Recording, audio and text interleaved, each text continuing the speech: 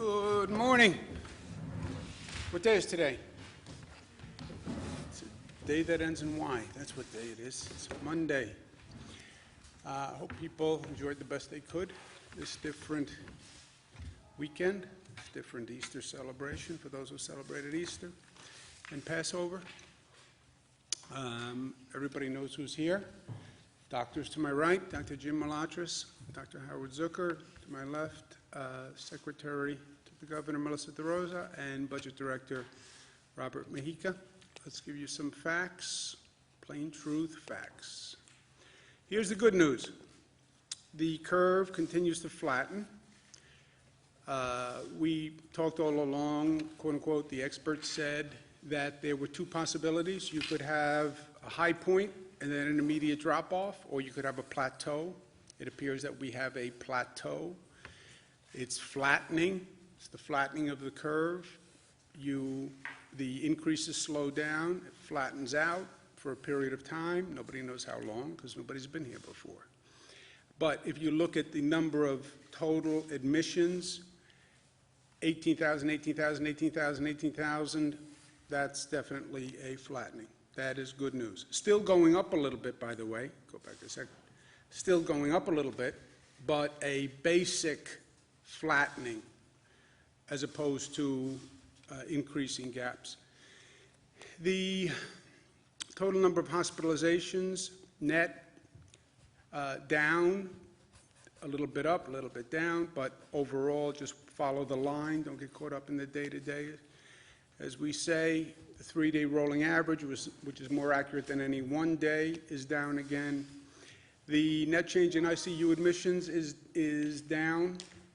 Again, I discount this ICU admissions because the old demarcation of an ICU bed in the hospital and a regular bed in the hospital is gone. Almost every bed is basically an ICU bed. Net change in ICU admissions is also down. Intubations is real. Intubations is the worst signal. People who are intubated wind up on a ventilator most often do not come off the ventilator, somewhere 70%, 80%, depending on who you talk to. So this is a scary number.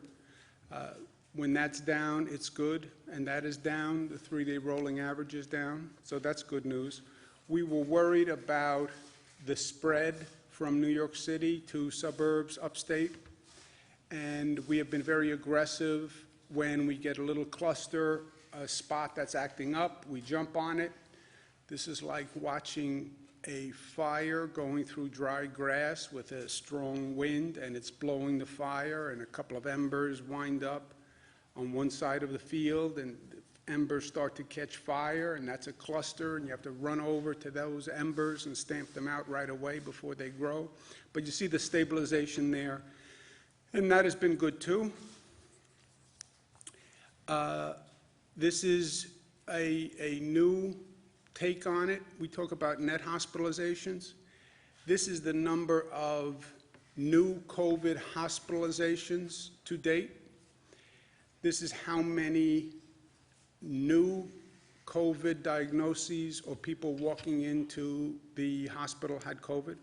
So you see still about 2,000 people per day are walking in or being diagnosed with COVID. So you're still increasing the hospital population initially by 2,000 people who are testing positive for COVID, but on the other side of the healthcare system, people are being discharged on the other end. So the net is what we talk about because we've always been worried about lack of capacity in the hospital system where you pour the water into the glass and the glass overfills, where the hospital system just can't handle the number of people coming in.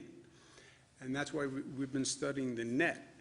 But this says, take a deep breath. You still have 2,000 people per day who are coming into the hospital system. And the terrible news is as terrible as it gets, and the worst news I've had to deliver to the people of this state as governor of New York, and the worst news I've had to live with on a personal level. Number of deaths is 671. Not as bad as it has been in the past, but basically flat, and basically flat at a horrific level of pain and grief and sorrow. This is 671 people who passed away on Easter Sunday. For me, I'm Catholic. Easter Sunday is the high holy day in many ways, and one of the high holy days. And to have this happen over this weekend is really, really especially tragic. And they are all in our thoughts and prayers. That raises the death total to 10,056.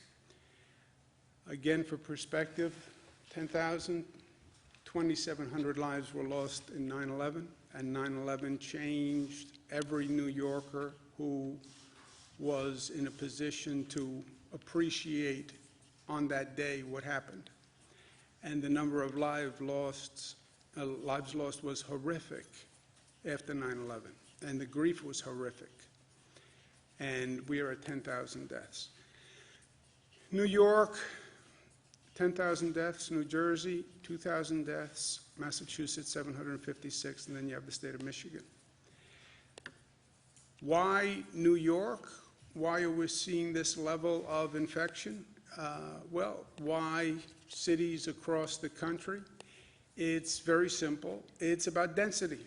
It's about the number of people in a small geographic location allowing that virus to spread, and that virus is very good at what it does. It is a killer. It is very good at spreading. It is very contagious, and the dense environments are its feeding grounds. We learned that lesson very early on. Remember, we had one of the first hot spots in the nation. One of the most intense clusters was New Rochelle, New York. New Rochelle is in Westchester County. It's not in New York City. Why New Rochelle? And that's what I was so concerned about early on. We didn't know what we were looking at. Why New Rochelle? Because in New Rochelle, one person or two people who were infected were in dense gatherings with hundreds of people, and it spread like wildfire. So it's not just a dense city or a dense community. It's any person in a dense environment. You can be in a very rural county. You know, people think New York, oh, it's all New York City. No, no, we have counties that have more cows than people by population. You can be anywhere.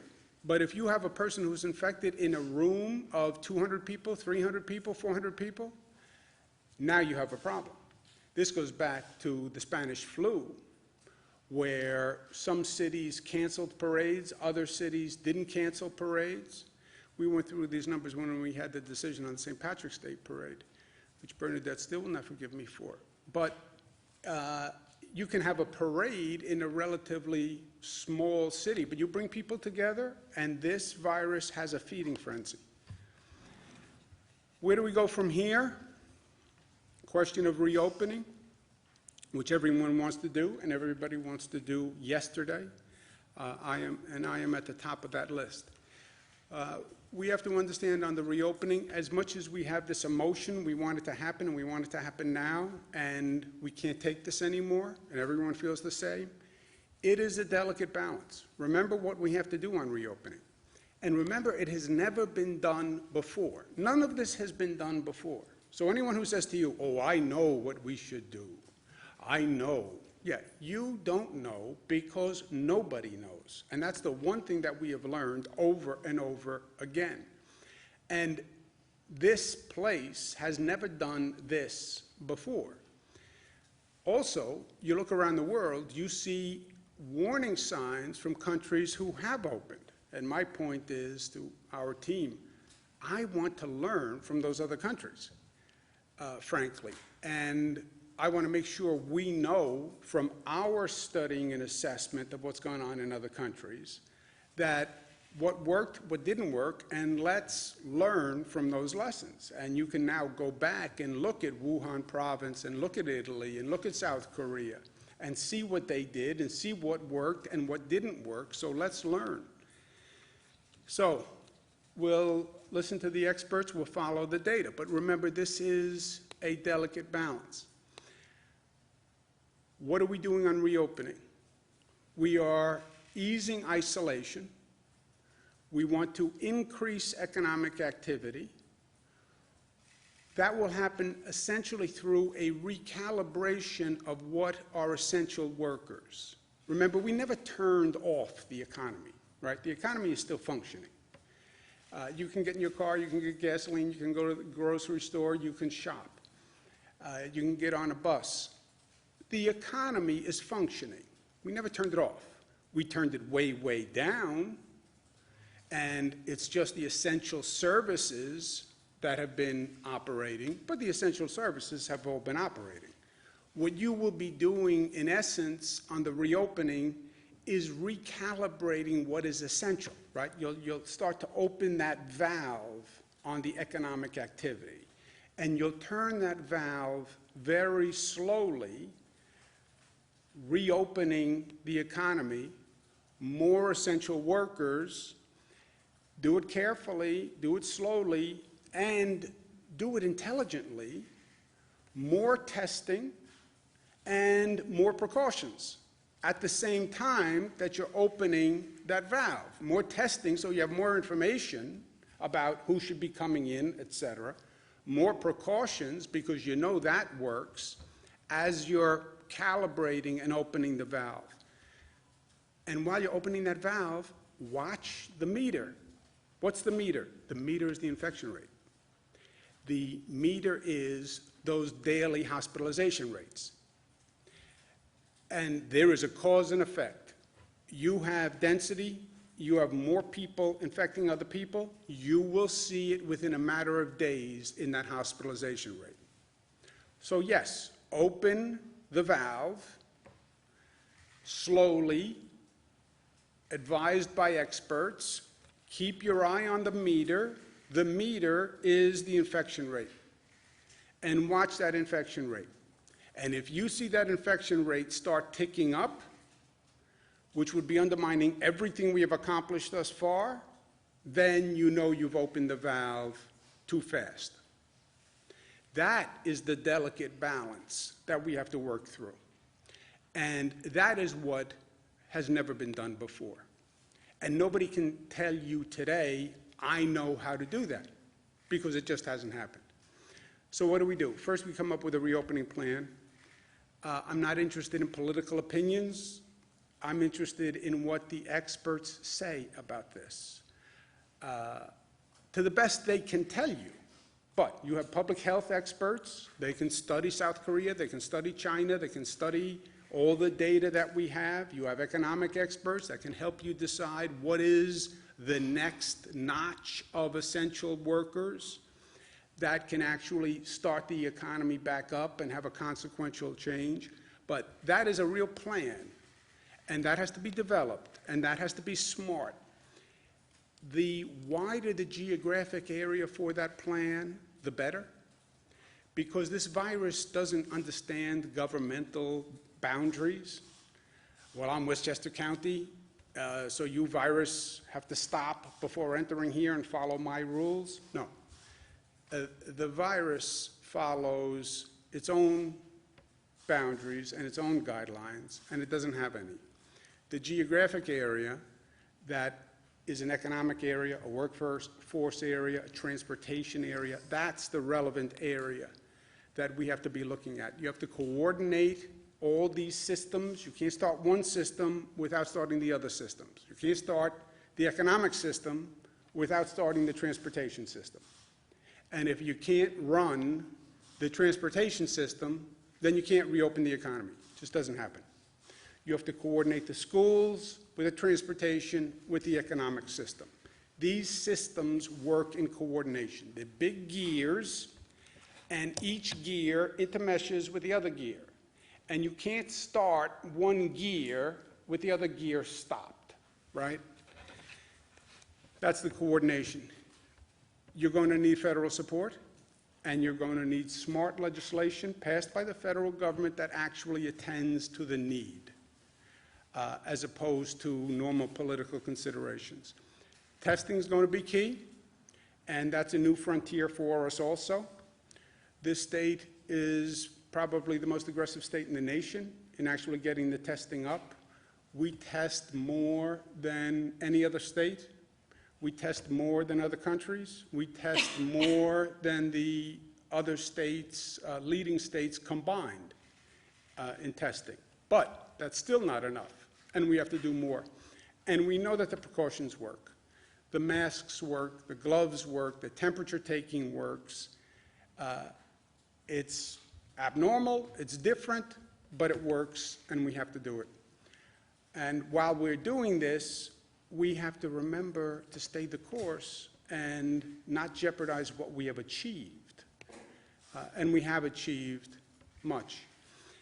This afternoon, I'll be joined by other governors. We've been talking to other states, Connecticut, New Jersey, Pennsylvania, Delaware, Rhode Island, for the past couple of days about coming up with, how do we come up with a reopening plan?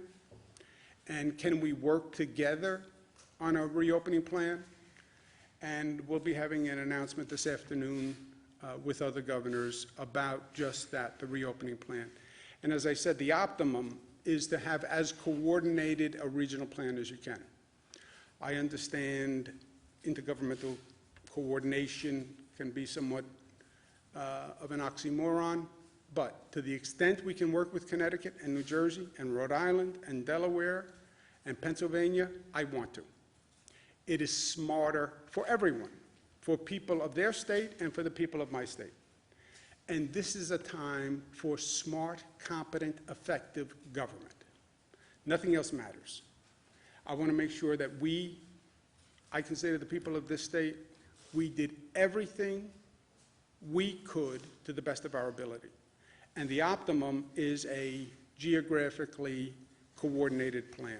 I don't believe we could ever get to total coordination with the other states, because all the states have a little different set of circumstances and facts. I don't even believe we should have a uniform plan without recognizing the state-by-state distinctions. But to the extent we can coordinate, we should and we will.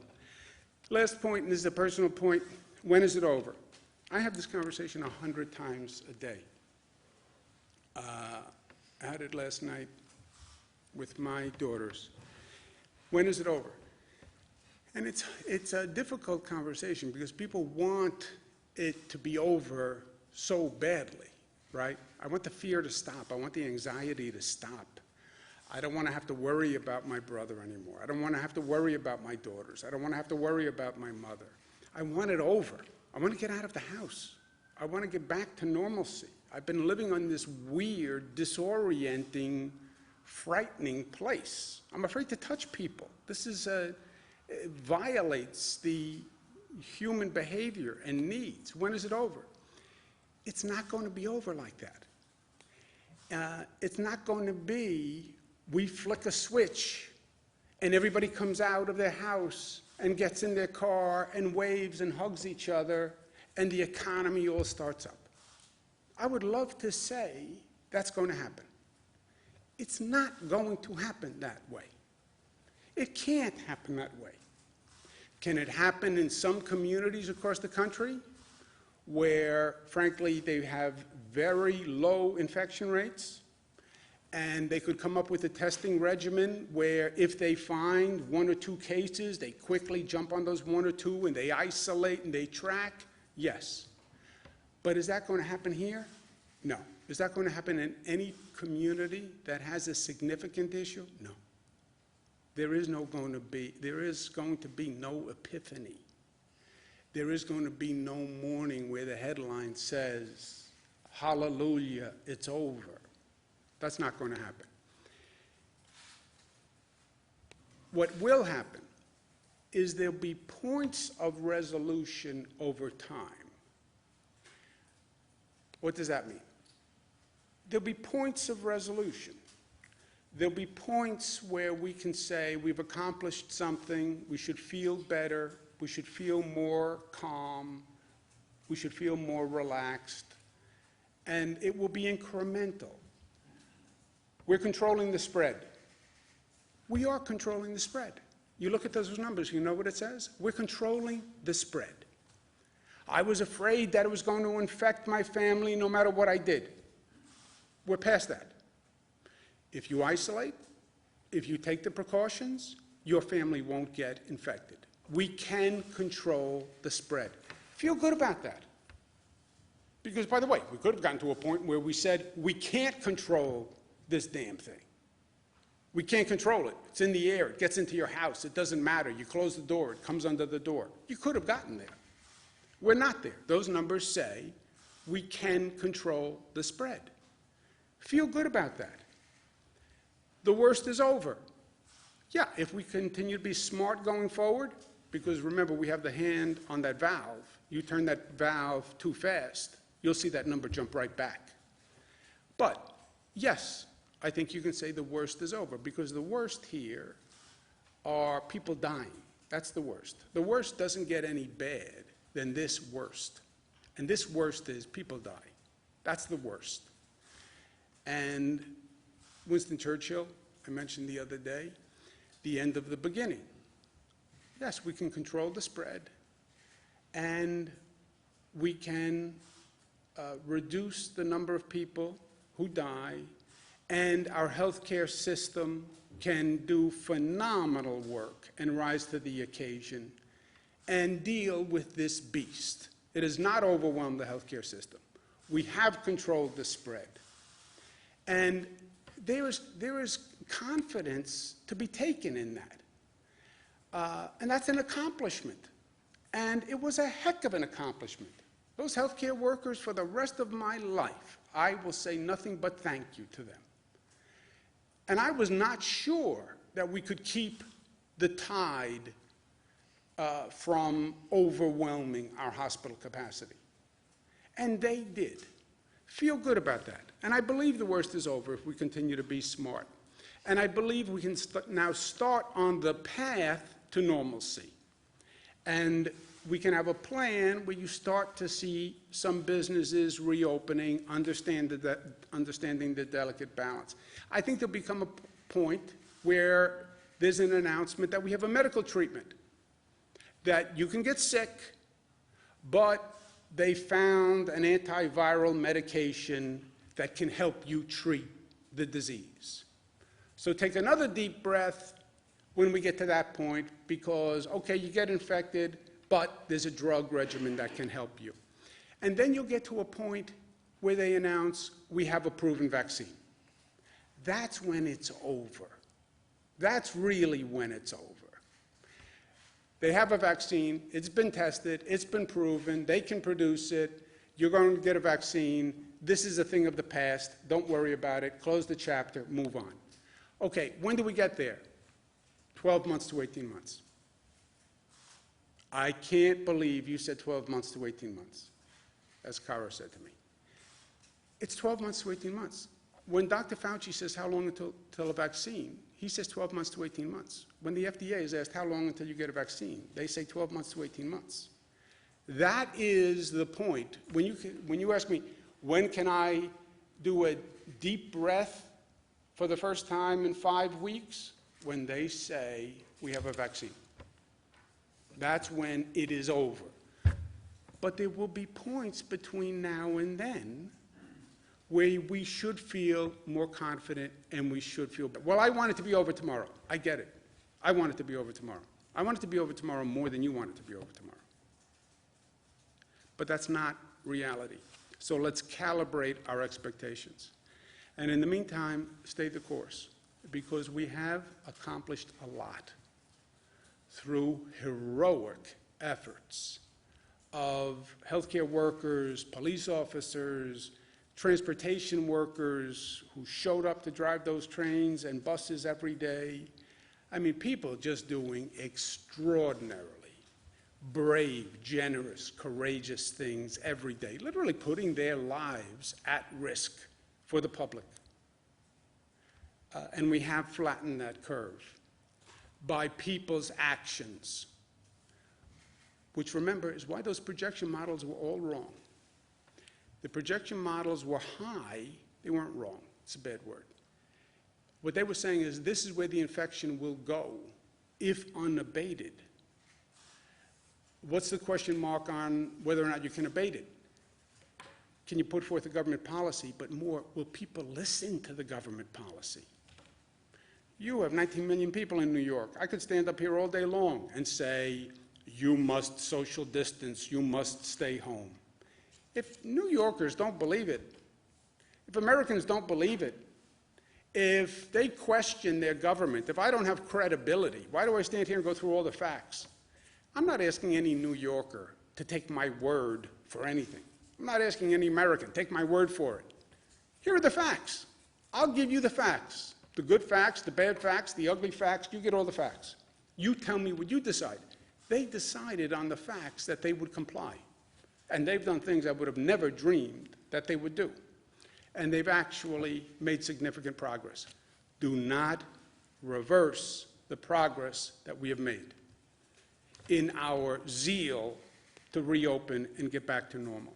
That's going to be the challenge going forward. But we'll do it because we are New York tough, and tough is not just tough. We know what tough is, but tough is also smart, and tough is also united, and tough is also disciplined, and tough, most importantly, is loving.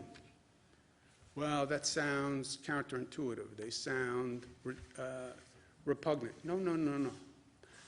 Toughest people are strong enough to say love.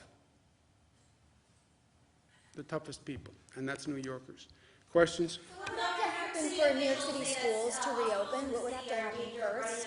Swabs to do tests. Is that something happening elsewhere in the state? Is there anything the state can help with? We, on a daily basis, you're talking about medical equipment for hospitals? Swabs, yes. The hospital officials say they're in danger of running out of swabs to do Yeah. tests. I'll ask the Commissioner and Jim to comment specifically. But just so you know how this works, on a daily basis, every hospital does an inventory that they send to us that says what they have and what they need. And any hospital that is short, in urgent need of anything, we provide them with that material on a daily basis. We do not have any hospital that has said to us, we have an urgent need for X that we have not been able to fulfill. Two caveats. You can have employees in a hospital who say, I don't like this protocol, I don't like what the hospital is telling me to do. That's a different set of issues. Second caveat, you can have a hospital say, I only have a 3-day supply, and that makes me very nervous. I normally have a 2-month supply. Yes, I know that. Nobody has a 2-month supply of anything. So operating on that constrained timetable, that's where we are. But Jim? After we received that question yesterday, we reached out to the hospitals in New York City. There was one, the Medicis network, that would like some new swabs. We are sending them 200 test kits today, so they'll have that, but they're not out. They just wanted some in the future.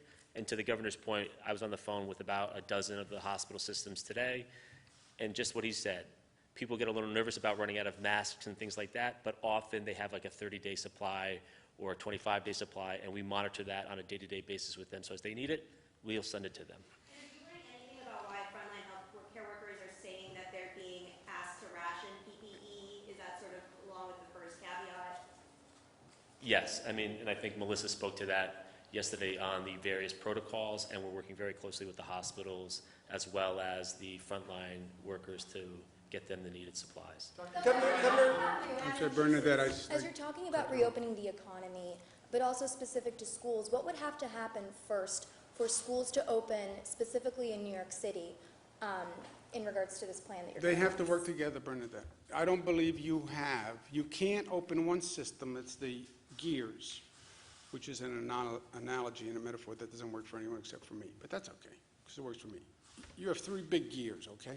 You have transportation, you have economic, you have schools. Let's take just those 3. You want to start turning one gear. They all intermesh. You have to turn the other two gears. You can't tell me to go back to work. I live in Nassau County. Well, let's say I live in Westchester County, because I did.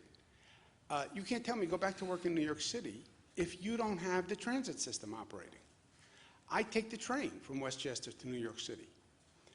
I can't go back to work unless you have a train, unless you want everyone to drive, which will be pandemonium in 4 minutes. You want me to go back to work? Who's going to watch my children if the schools are closed, right? For many working people in New York, the education system is who watches their children during the day. That was one of the problems with closing the schools in the first place, where people were very critical of, everybody is a critic, but people didn't want to close the schools because they said then the hospital workers won't be able to show up because the children will be at home. And if hospital workers don't show up, then you have a real problem, because our major fear was the collapse of the hospital system. So all of these things have to be coordinated, and they have to be coordinated on a statewide basis. Now look, when I closed all the schools in the downstate area, there were many school districts that disagreed. We have like 700 school districts in this state.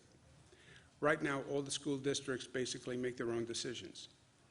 I know, but in a situation like this, you can't allow 700 school districts to make their own decisions.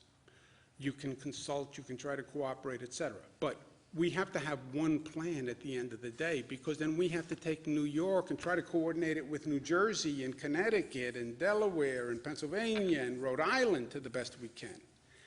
And this virus doesn't understand school district boundaries. And these systems we're talking about don't work on any of these boundaries. Schools, transportation, jobs, they don't work on a county basis. It doesn't work that way. Suffolk County, that's a nice delineation for a lot of issues, but none of the issues that we're talking about. So the entire downstate area is one area, metropolitan area. Then you have upstate. You could argue there should be a differentiation based on numbers, or could be a differentiation. And that's going to be the conversation when we bring Connecticut, New Jersey, Pennsylvania. They'll say, look, we have rural parts of the state, which are one situation. We have metropolitan areas. That's all going to have to be talked through and reconciled. We're going to be talking to Blasio about this. Wow, why not also pull in Massachusetts and Vermont? It sounds like you're focused on some of those areas. Yeah, we're talking to a number of states. And again, we want to coordinate as much as possible, but focusing primarily on our tri-state area. They talk about a tri-state area. The more we can, but you also have to balance the complexity and the unwieldiness with coming up with a plan relatively quickly that we can agree on. So that's what we're going back and forth on. We're going to try to work with everyone.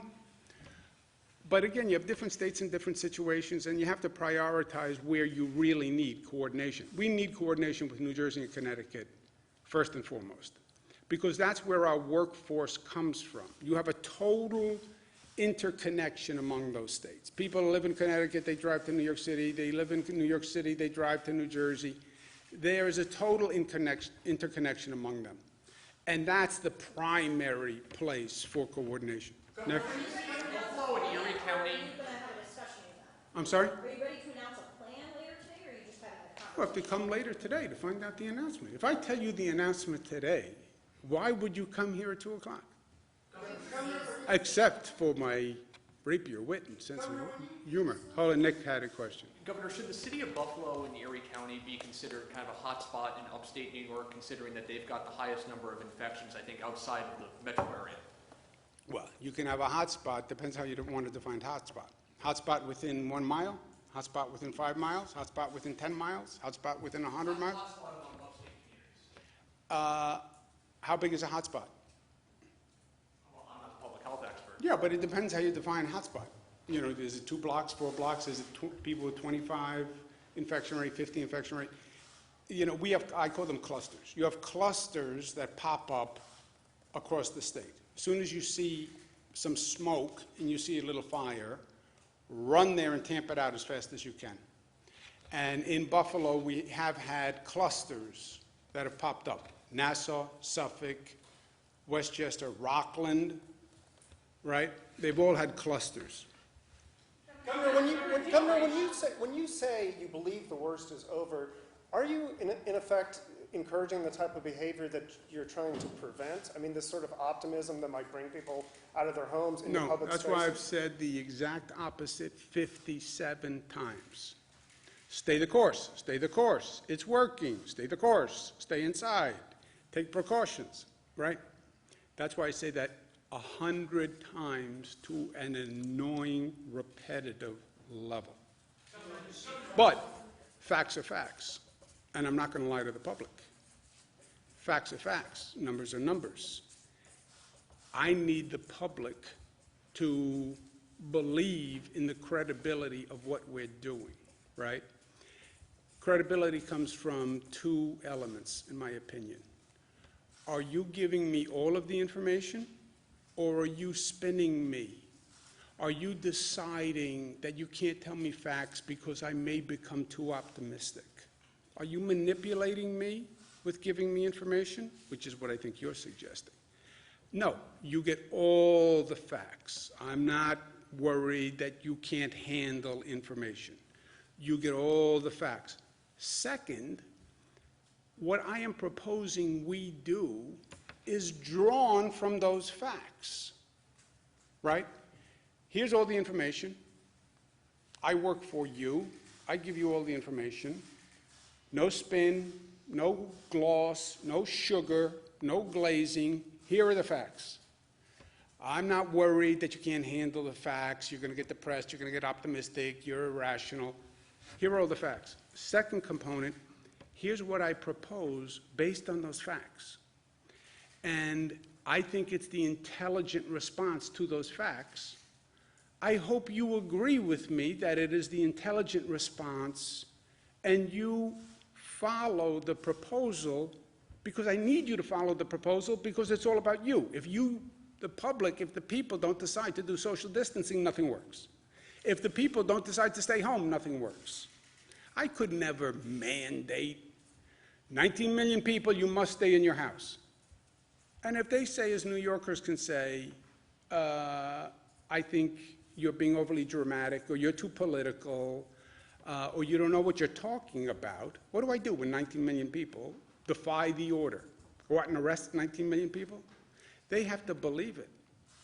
So they get all the facts. I'm not going to shape the information they get. Here are all the numbers. But, and here's my policy based on the numbers. And here's what I suggest, and I hope you think it is not only credible, but competent and smart. And I hope you accept it. It's the best I can do. Joseph? All those numbers that we have, the amount of people hospitalized are at a record high, the amount of people in the ICU are at a record high. We just crossed over into 10,000 deaths in New York. What makes you feel so confident that the worst is over? I'm not confident that the worst is over. I said, if you look at the numbers, 18,000, 18,000, 18,000, 18,000, 18,000, the numbers suggest a plateauing, slight increase, but a plateauing, which is what the experts have talked about. That's what the numbers say.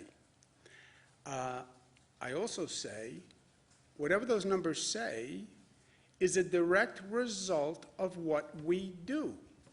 I've said, if we do something stupid, you will see those numbers go right back up tomorrow. Period. The worst can be over, and it is over, unless we do something reckless. And you can turn those numbers on 2 or 3 days of reckless behavior. It's like being on a diet, right? You get on the scale every morning.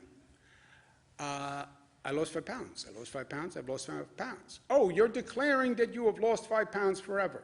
No. I lose self-discipline today, and I go home, and I eat like a horse, and I'll get on that scale. It's going to give me a different number tomorrow. It is directly a result of what you do today. The number is down because we brought the number down. God did not do that.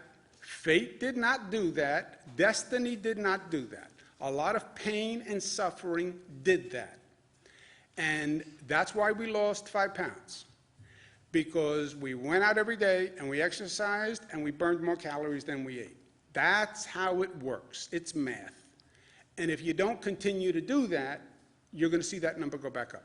And that will be a tragedy if that number goes back up. Obviously, we've gotten to a point where the hospital, Repeatedly declined to provide a list or the number of cases at each nursing home in New York State, citing patient confidentiality. Can you explain how it is a breach of patient confidentiality, just to release the total number of cases at each facility? John, I don't know the details of the healthcare privacy law, but I know the healthcare privacy law is very expansive, and health officials are always very protective of patient health. But I don't know the law well enough to answer you, but I can get you an answer today. I can have the healthcare council show you. Zucker certainly does. I mean, HIPAA generally prevents the release of personally identifiable information. How is it personally identifiable just to release top-line numbers at each facility? Okay, but just so we're clear, Commissioner Zucker is a doctor, and I respect doctors. I love doctors. My sister's a doctor, but he's not a lawyer. Go ahead. Let me hear your legal opinion, medical doctor. I'm interested. What do you think? Do you know? I think I understand the HIPAA law. I think the issue here, as I mentioned previously, this is their home. These nursing homes are their home, and we want to make sure we protect their privacy in that sense as well. It's not just an issue of sort of saying that there's a HIPAA law. It's that there's nowhere they're going to go, and we don't want to put information out about that. No, John. A legal rationale is more of a moral? No, it's a law. It's a law. But we'll get you the legal, we'll get you the law on the matter. But the law is also tied to the spirit of the law and ethics, right? You don't want to invade people's privacy. We give you everything I have that doesn't invade someone's personal privacy. Otherwise, there's no secret to number of deaths in nursing homes, right?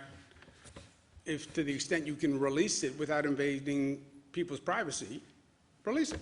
so are you having a plateau for I have hospitalization? some questions for you about upstate New York. You touched on this earlier. Upstate we don't have the density and we haven't seen the cases like downstate. Would you consider starting the reopening upstate to see how it goes?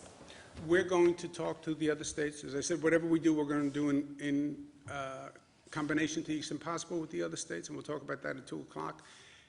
Could I see a distinction in places that have different caseloads? Yes. Right? You have your hand on the valve. You're watching the meter. You're turning the valve. You're opening the valve a little bit, and then you're watching the meter. The meter is the infection rates. Will the meter respond differently in a rural county than it will in a dense urban county? Yes. How do you calibrate that into a reopening plan? That's what we have to think through. Another thing is, we've had countless people contact us about unemployment. How is the new platform working, and how long is it taking for people to get their checks? The new platform is working much better. Amen. The Department of Labor website basically crashed when it was overwhelmed by the number of callers for unemployment. Unbelievably, we had 1,000 people working on the website, handling the calls. 1,000 people could not handle the input, which is just phenomenal. But we changed the system, we changed the website, and Melissa can speak to that. The new platform got up and running on Friday. We've gotten a lot of positive feedback. It's much more streamlined. I think it went from 150 questions down to 20 questions. And as of about an hour ago, before we walked into this briefing, the latest numbers I got from DOL was 200,000 calls were made between Friday morning and last night. They're on the phones again this morning. I can't give you an exact answer on when the checks go out. I can get that to you. I think as soon as the application process is done and you're accepted, they go. But I want to give you something more specific than that so we can get back to you after this. And just calls made? So 200,000 calls were made. Not everyone answers the phone. And by the way, for the public who's listening right now, if a call comes up and you're on that list and it's private, answer it, please, because that is the Department of Labor calling to finish your process. So when I say 200,000 calls were made, 200 attempts were made, and then there's obviously, it's a percentage of that where they've actually connected. The calls where they've connected, they do close out the applications. And from what I've heard, that's been very successful. I can get you the completed number after this. There's like one more question. Nick? Are you worried that President Trump is going to fire Dr. Fauci? Oh, I would be. Look, I think Dr. Fauci is great. I think Americans trust him. He's been very helpful to me as governor. I've called him numerous times. He's very good at getting back. And again, as you're walking through these uncharted waters and you're trying to feel your way and sense what the bottom is like, I think he's been extraordinary. And I think it would be, I can't imagine I just can't even, with as crazy as things get in this world and in crazy Washington, I can't imagine that would ever happen. Anyone, did I say anything we need to correct? Anything that I didn't say that was right? I would just... For Buffalo, Nick, we've been following Buffalo very closely. There are 200 positive cases, hospitalizations right now in Buffalo. That's up from 225 of a couple of days ago. So it's pretty stable right now. So we're watching numbers locally hour to hour almost. So Buffalo is pretty stable right now, but if it pops, we'll definitely have more people on it. Melissa, you want to say something? Rob, do you want to say anything? I'm going to be back at 2 o'clock. I'm going to be back at 2 o'clock. Hold it. Note it for 2 o'clock. I'm going to be back at 2 o'clock. You won't be coming 2 o'clock, Jesse. I know you. You won't be back if I tell you. I'll see you at 2 o'clock. Thank you, guys. Thank you.